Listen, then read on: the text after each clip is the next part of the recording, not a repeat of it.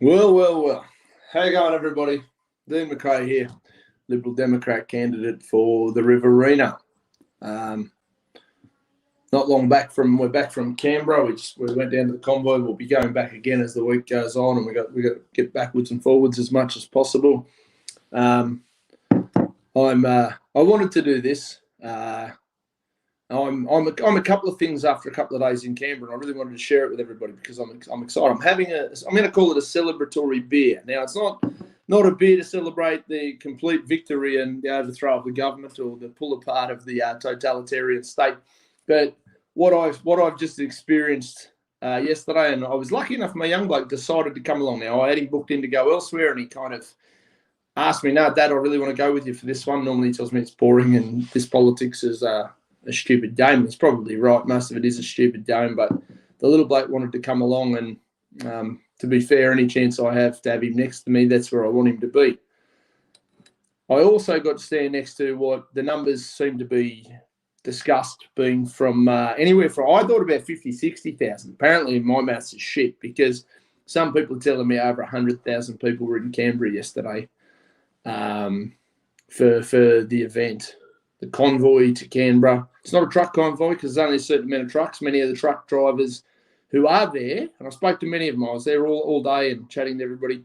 The truck drivers who were there, many of them don't own their own trucks, so they can't just, take Lindsay Fox's truck up for a convoy. Apparently Lindsay might have a problem. It might hurt his relationship with the powers that be. But a lot of these guys are there, and they show up in buggies, skateboards, fucking cars, everything, mate.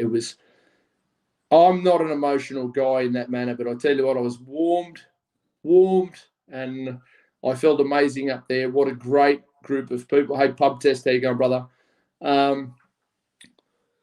I was warm and fuzzy, guys. It was a movement. I've been to a few of these protests, and I've been to a few of these things.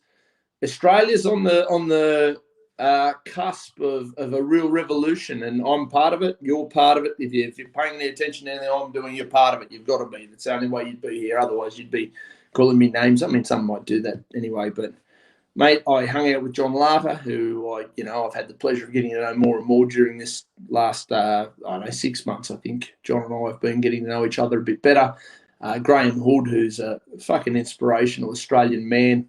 Absolute powerhouse of a bloke. And again, he's in this position like many of us, not because we want to be political and we want to become politicians or anything like that. I'm one of the few guys who says that, right? I don't really want to be a politician, but I do see it as a valid front with which to fight the authoritarians.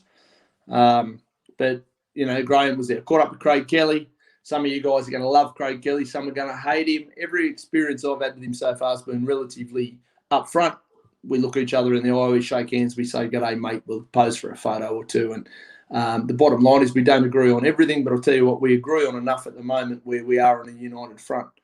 I've been running a campaign for, years now. It's all one big campaign. But my campaign's about freedom and liberty. It has been for 10 years. As soon as I discovered the political scene and put my silly head in there to be punched off, I stood for freedom and liberty for over 10 years publicly.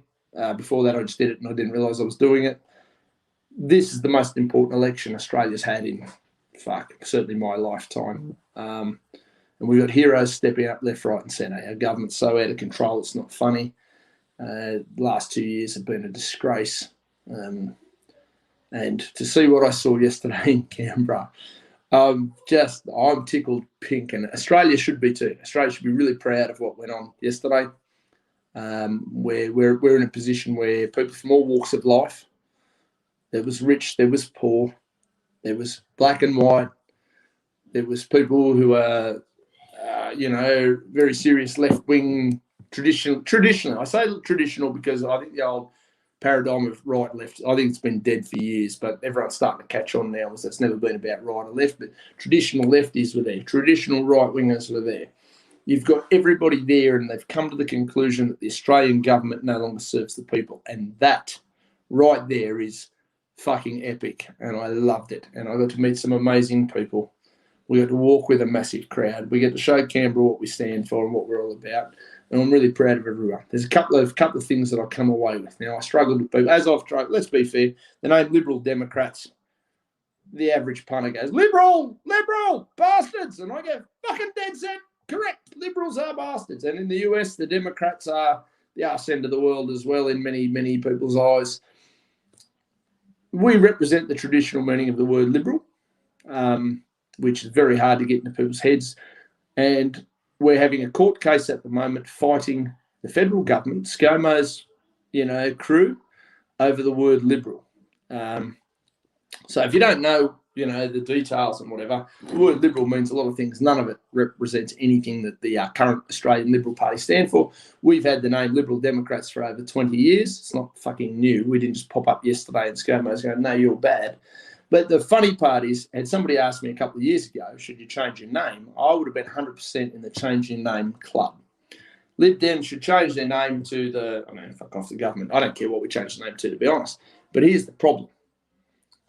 We've had the name for 20 years. I've stood for the name, even though I'm not overly passionate about the name in and of itself.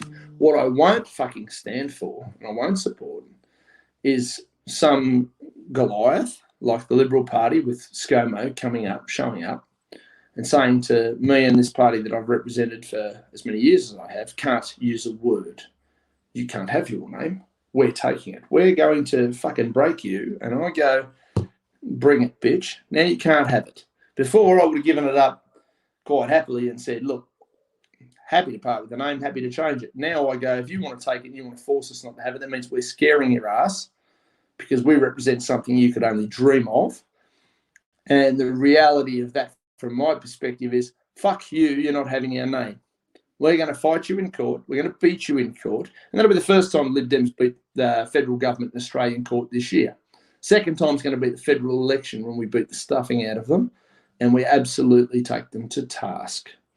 And we don't have to win every seat. We don't have to win every candidate we run. But we're going to be swinging on. We're going to be giving you fuckers everything you can get. So ScoMo and pals, I hope you're really nervous because we are gunning for you.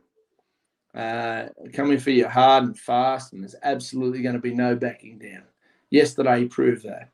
Now, to some of my friends that were there yesterday who saw the word liberal and panicked, please give us, trust us to give us the opportunity at least to prove you're wrong.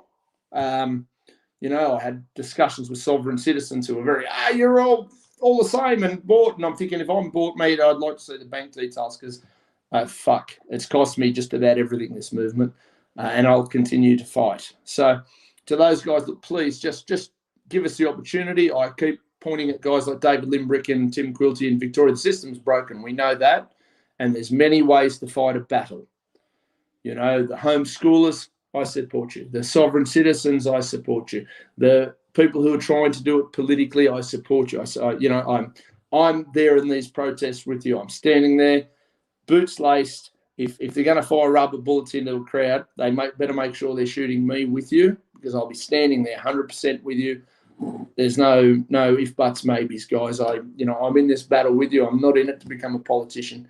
I couldn't give a rat's ass about being a politician, but I want to hold them to account. Protests like yesterday matter.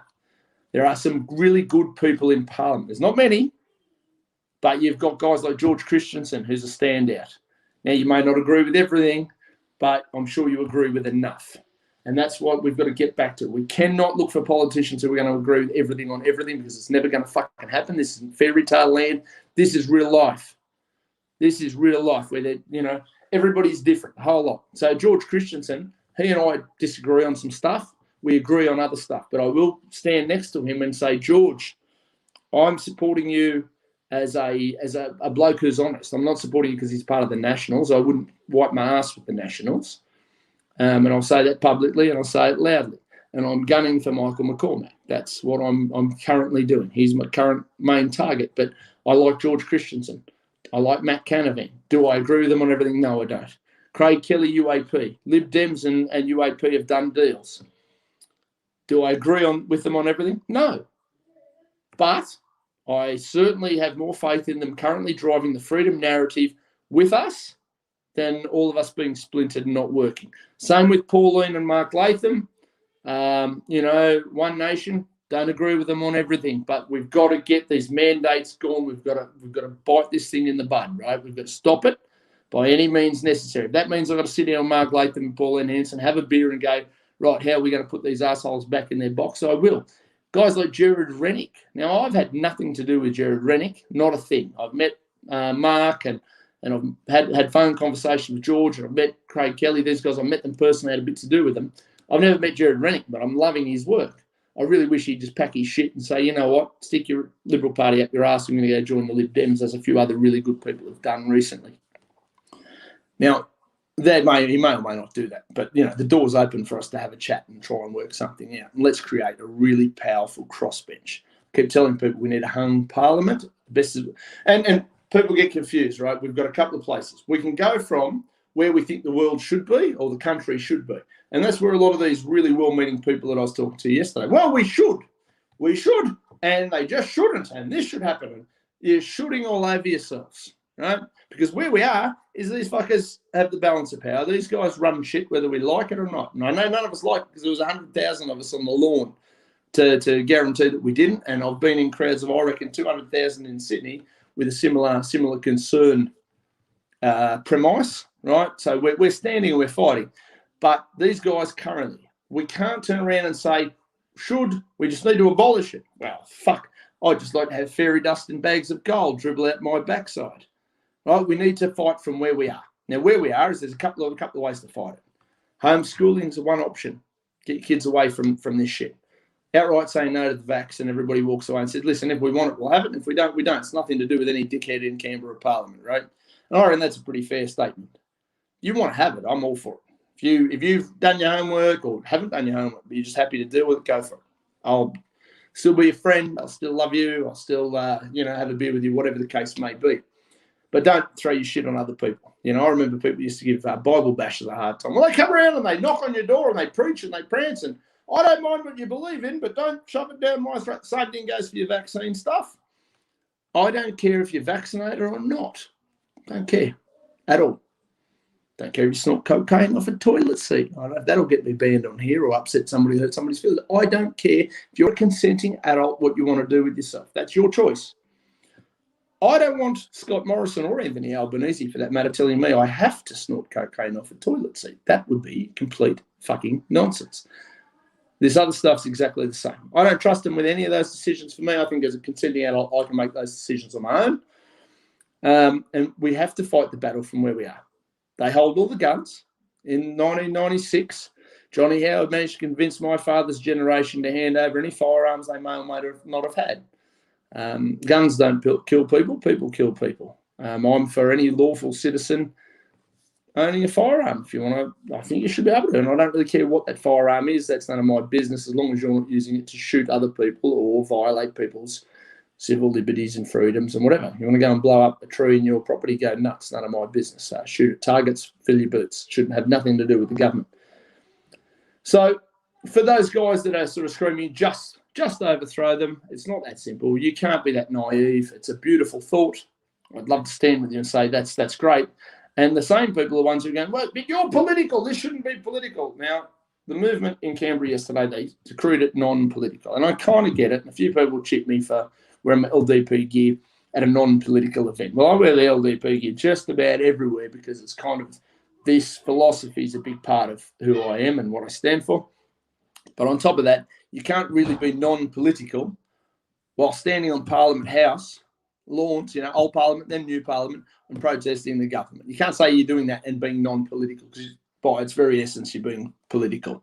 You're talking about non-political parties, I would say, yeah, great, but we also need to have, at the end of the day, we need to know who to vote for because in 3 to 5 months, we have to vote for somebody. We're going to have to vote for somebody whether we like. And then there's people like, I don't vote. Great, fantastic. You're allowing these assholes to stay in power and you're allowing them to dictate to us. What we need is we don't want anybody, if you're a sovereign citizen, if you're a free-spirited human, I get it.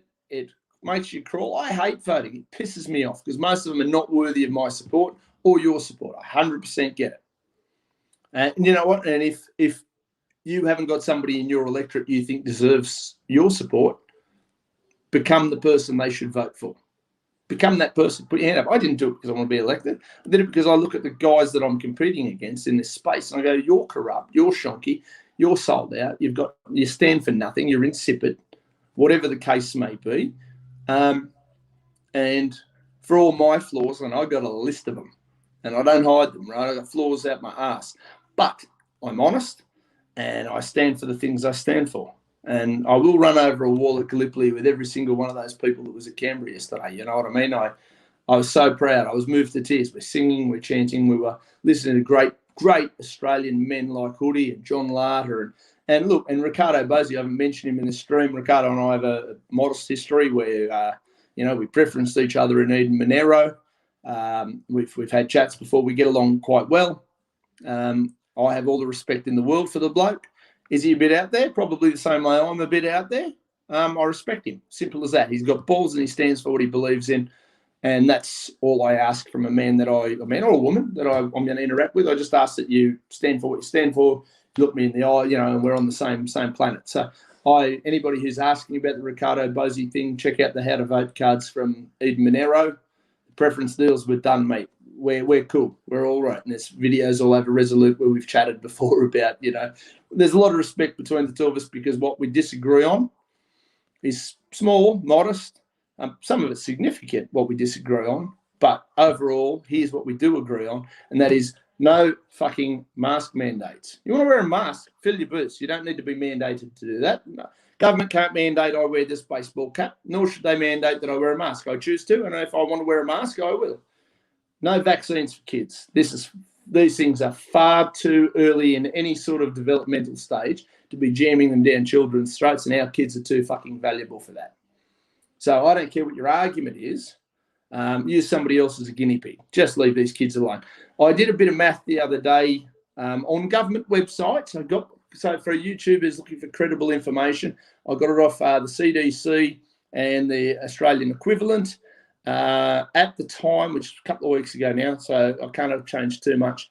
In America, there's 300 and something million people, and for the age of under the age of 18, I think they've had about 800 deaths with COVID, and of course they can't say if it's with or without, whatever. Everybody's scared to say the C word on YouTube. Well, ban me, go for it. The other side of it is Australia's had 6 deaths under the age of 18 in 26 million people. Obviously, there's not 26 million under the age of 18, but 26 million population. And we've got to get fucking realistic. Stay the hell away from the kids. Just saying it. I'm going to stand for it. You're not coming near our kids with this shit. For the percentage of danger that they're in, which is 2/10 of bugger all, you guys need to bash your mandates up your ass. And I would implore parents to do their own homework, because it comes down to consenting adults making responsible decisions for the children they love. And I have far more faith in the parents looking after the children than any fucking body in Canberra. All right, now, and there are some good people in Canberra, don't get me wrong. Not all of them are bad. So I've got to touch on that. I had to touch on that. I stood in a crowd yesterday, and I'm not a crier, but I'll tell you what, there was tears. We're singing the national anthem with a level of pride that, I'm warm and fuzzy. And the police were great. So, everybody who's a bit concerned about showing up at these events and they say the following, if I go to this event, the police are going to shoot me with rubber bullets. Well, that wasn't the vibe I got yesterday. Now, I've got friends down in Melbourne who were at the events where they were shot with rubber bullets, and we all know I ain't going to tolerate that at all. But I'm telling you, the vibe in Canberra yesterday was beautiful, and the coppers were all the ones I spoke to were Mickey Mouse. Hey, man, how you going? They didn't outright say they'd like to be standing with us, but they were very respectful of why we were there. And from, the reports from Hoodie and John Larter, and I spoke to both of them for a little while, these guys were great, and they're trying to work with us, and they understand. They know this shit's wrong. There are people losing their jobs, losing their careers, losing their lives. The suicide rate's sneaking up. Don't forget about that. There's always, every policy that a government makes, there's always fallout, and there's always what happens in and around said policy. And this COVID policy has absolutely decimated this country. It's been disgraceful. And Slow-Mo and his pals are crapping on. He's standing there at a hairdressing salon fucking around pretending. What sort of nonsense is that? You know, look, I'm not going to go and say I'm campaigning for Liberal Democrats for the Riverina. Can I come and stand in your beauty beauty salon and pretend that I'm applying makeup to one of the girls there? Like, it's just stupid fucking nonsense. And I don't know what is wrong with this idiot and his cohorts, whoever's advising him. The Australian people are fed up with this sort of bullshit, mate. You are a failure in the fires. You've been a failure all COVID. The premiers have run amok because we all know that you're just sitting there like a spineless twit. And let's be fair, and I'm going to bring Michael McCormack into it because everybody says to me about the big three, Liberal, Labor, Greens. Don't forget the Nationals. The Nationals have failed this country red hot. They've failed the farmers. These guys don't give two shits about the farmers. They're keeping their jobs. And let me tell you, Michael McCormack was Deputy Prime Minister of this country for a period of time, and he didn't do anything to stop this COVID mania either, let me tell you. Did not a fucking thing, right? Mr. And look, his tactic is he tries to be the least offensive possible, does nothing, holds onto his job. Not a bad tactic, but it certainly isn't for the greater good and certainly doesn't serve anybody in this freaking country. Now, I love Australia, but I detest our government. You know, I do an awful lot of videos with this flag behind me because I look at the one that's currently the official flag, a bit like the sovereign guys do with the red Aussie flag, and I love that flag, and I've got the Don't Tread on Me flag, and of course the Southern Cross, and I stand by the Southern Cross all day. But Australia's got to have some pride. We need to be building things ourselves. We need to be rebuilding this country. We don't have any car manufacturing, but there's a luxury car tax. Does anybody want to tell me? The argument for the luxury car tax was we've got to protect our local manufacturing industry. We're protecting the Ford and Holden factories. They're gone, yet you're still paying a luxury car tax. That's pretty simple cash grab, really. Sorry, you need to refund that money because you're not protecting anything because we don't manufacture any fucking cars anymore. So we've lost car manufacturing. AdBlue shortage recently. That wasn't an accident. Incitec Pivot's the largest company in Australia that produces Incitec Pivot. AdBlue, sorry. Incitec Pivot's the name of the company, producing AdBlue for trucks and diesel vehicles.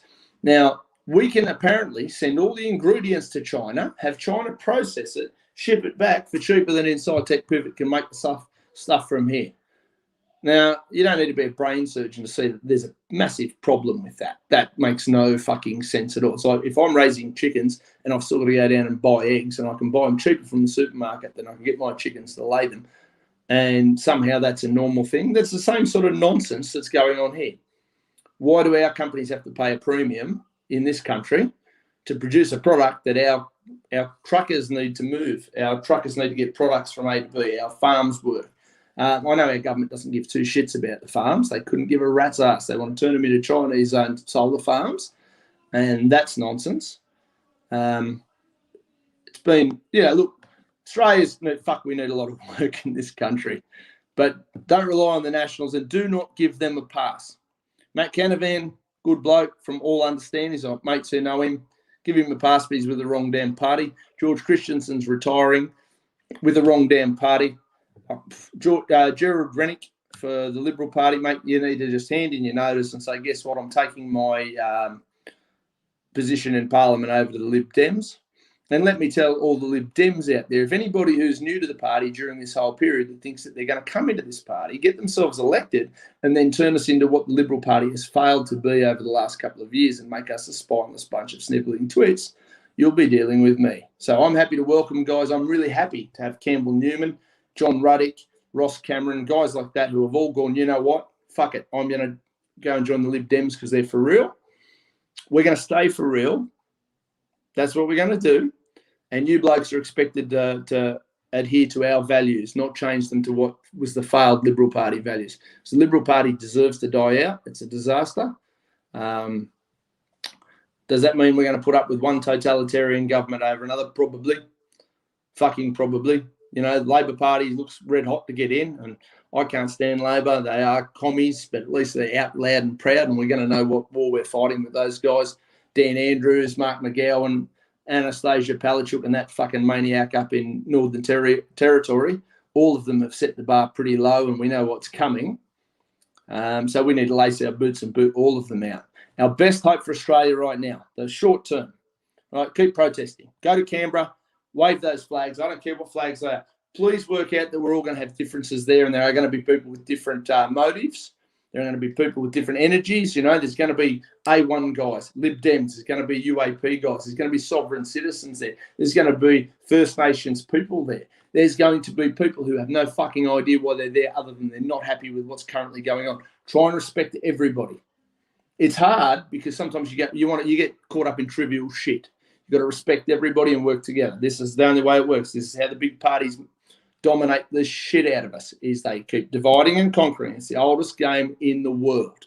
Divide and conquer. And people forget, Liberal, Labor, Nationals, Green, they're all working together. They're all hanging out. They're good buddies, right?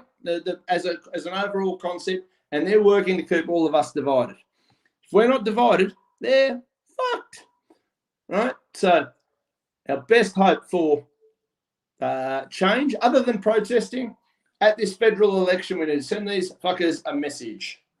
The message has got to be loud, it's got to be clear, and it's got to hurt them at the ballot box. Again, we don't have to win everything, but we need to get Campbell Newman elected to the Senate in Queensland. Did Campbell make mistakes when he was the Premier of Queensland? Bet your ass he didn't. He will admit it.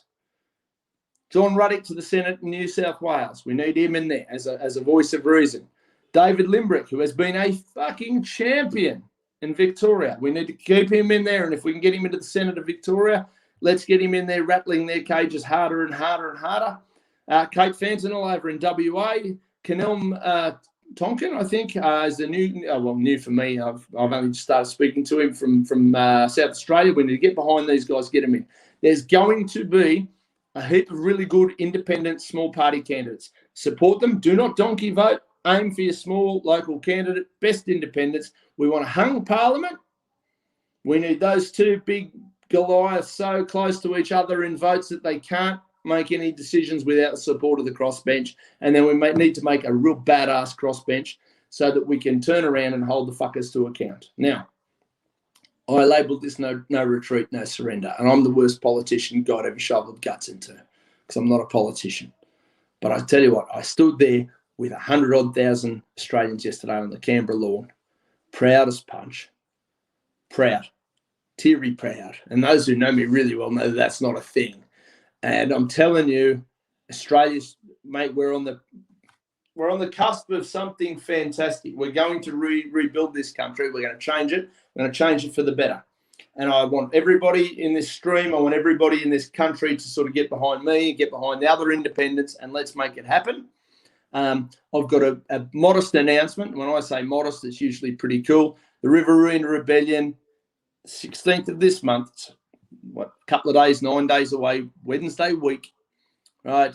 We're going to have a list of speakers that are fucking off the chart, and I want everybody to, the ticket's $25.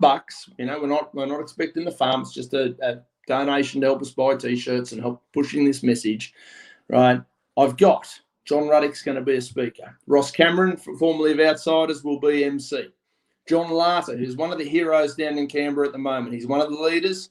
He's an absolute gem of a man, absolute superstar. John's going to be there speaking. Tim Quilty, who's one of the Victorian heroes over the last 2 years, he's going to be there speaking. And in more recent news, the Aussie Cossack called me on Friday and confirmed that he's going to come down. Again, it's a Liberal Democrat event. It's a Dean McRae event. But I'm committed to showing that all the small parties are going to be working together. So the Cossack's going to come down and, it's not his event. It's mine, but he's happy to support it because he'd like to see me do some damage in Parliament, and positive damage, of course.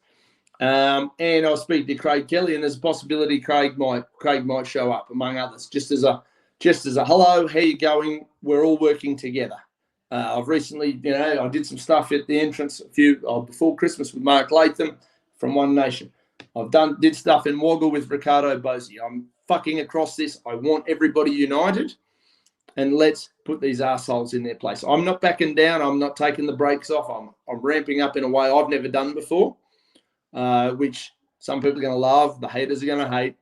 Don't care. I'm gunning for this harder than I've ever gunned for any of this sort of stuff before. I've been pushing this party for a little while. Been pushing freedom and liberty for a long while. But if we don't do it, nobody else fucking will. This isn't going to do itself. It's not how this shit works. They are not going to hand the country back. They're not going to get out of the way.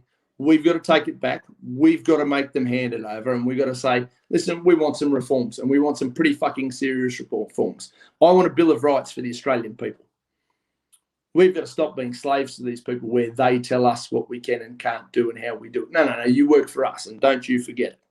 Right? I want recall elections, right? If these arseholes aren't towing the line, and when I say toe the line, serving the people on the platform on which they were elected, we should be able to get a petition and enough people in this country who go, no, look, hang on, old mate said he was coming in on a, I don't care, a pro-bicycle helmet fucking rally, whatever platform he used. If he comes in then and does the opposite, we should be able to vote their asses out, right?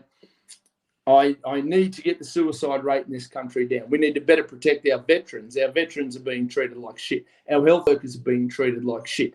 How did our country spend billions of dollars on vaccines that clearly struggle? And I'm not a medical doctor for YouTube. I'm not claiming to be.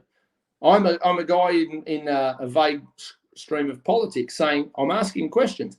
How did we spend billions of dollars on a vaccine that seems to struggle to work, doesn't seem to stop transmission, doesn't stop anyone from getting it? Some people would swear black and blue it makes it lesser than what it would have been otherwise, but that's like saying I would have had lesser of a broken leg if the car didn't run over me completely. It's sort of very vague and very hard to quantify.